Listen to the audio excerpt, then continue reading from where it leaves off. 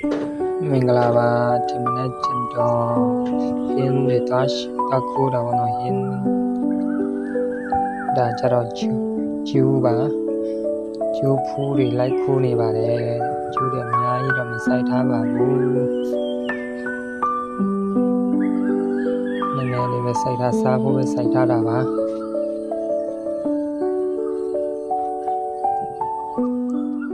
ကျွန်တော်ဒီလိုဗီဒီယိုမျိုးတွေအများတန်းတင်ဆက်ပေးမှာမို့လို့ follower လေးလုပ်ပေးပါ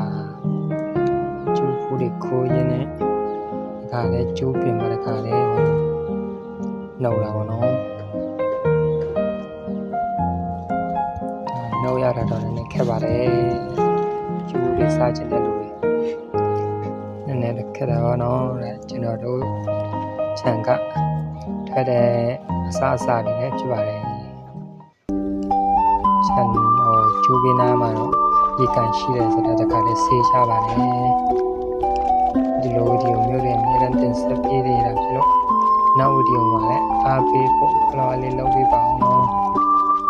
ဒါကြတော့ဒီမနေ့ကျတော့